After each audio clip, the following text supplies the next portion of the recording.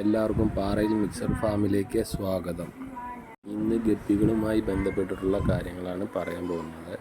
Guppy ടാങ്കിലെ വെള്ളം കളയുന്നതും അതിൽ fill ചെയ്യുന്നതും ഒരു എളുപ്പ രീതി. ഒരു 2 മാസം കൂടുമ്പോഴാണ് നമ്മൾ വെള്ളം ഫുള്ളായി ചേഞ്ച് ചെയ്യാറുള്ളതും പാത്രമെല്ലാം കഴുകി വൃത്തിയാക്കാറുള്ളതും 2 മാസമൊക്കെ കഴിയുമ്പോഴാണ്. അതിനിടയിൽ ആഴ്ചയിൽ നമ്മൾ അതിലെ കാൽഭാഗം വെള്ളം വലിച്ച് കളഞ്ഞ് പുതിയ വെള്ളം നിറയ്ക്കും. ഫുഡ് വേസ്റ്റ് അങ്ങനെയുള്ള കാര്യങ്ങളെല്ലാം അതിൽ വലിച്ച് കളയാറാണ് പതിവ്. അത് കളയാൻ വേണ്ടി നമ്മൾ ഒരു എളുപ്പ രീതിയാണ് നോക്കുന്നത്.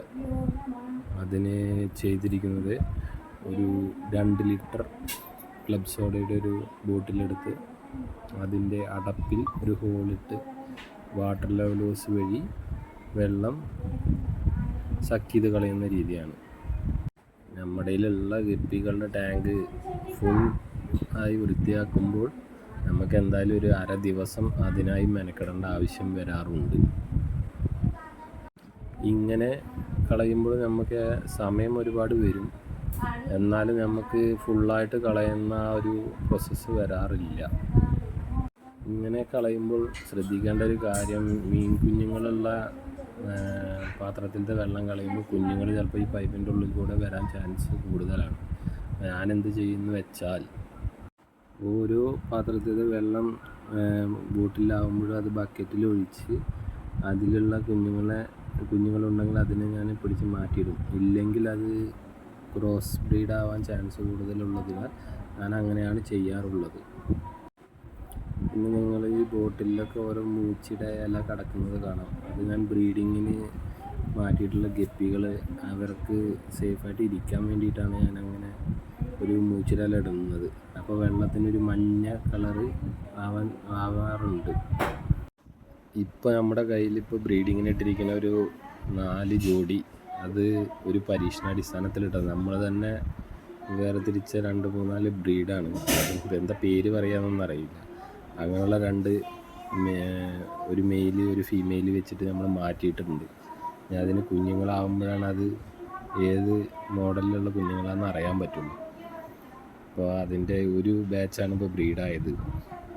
ഒരു 3 ബാച്ച് ബ്രീഡാവാൻ ഉണ്ട്. ഗപ്പി ടാങ്കുകളൊക്കെ പുറത്തിരിക്കുന്നത് കൊണ്ട് ഇപ്പോൾ കാറ്റൊക്കെ കൂടുതലുള്ളതുകൊണ്ട് പെട്ടെന്ന് അഴുക്കാവും.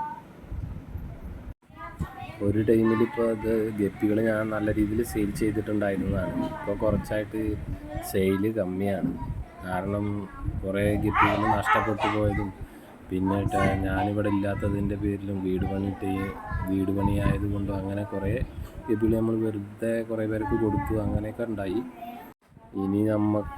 എനിക്ക് ഇനിയിപ്പോൾ പുതിയതായി കുറേ ബ്രീഡുകളെ കൊടന്ന് ബ്രീഡ് ചെയ്യിപ്പിച്ച് കൊടുക്കണം.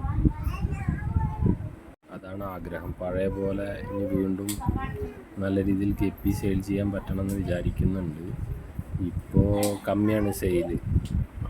ഇതിനടുത്ത് ഹൈസ്കൂളായതിനാൽ ഗപ്പി കസ്റ്റമേഴ്സ് ഒരുപാടുണ്ടായിരുന്നു. ഇനിയിപ്പോൾ നമ്മളിത് കൊടുത്ത് ഒന്നുകൂടി പരിചയമായിട്ട് വരണം. എന്നാലാണ് ഇപ്പോൾ നമുക്ക് ഇതിനെ നല്ല രീതിയിൽ മുന്നോട്ട് കൊണ്ടുപോകാൻ പറ്റുള്ളൂ. അതിനും കൂടിയുള്ള ശ്രമമാണ് ഇപ്പോൾ നടന്നുകൊണ്ടിരിക്കുന്നത്. ഇപ്പോൾ ബ്രീഡുകൾ കമ്മിയാണ്. അതിൻ്റെ അപ്ഡേറ്റ് ഉടൻ ഉണ്ടാവും.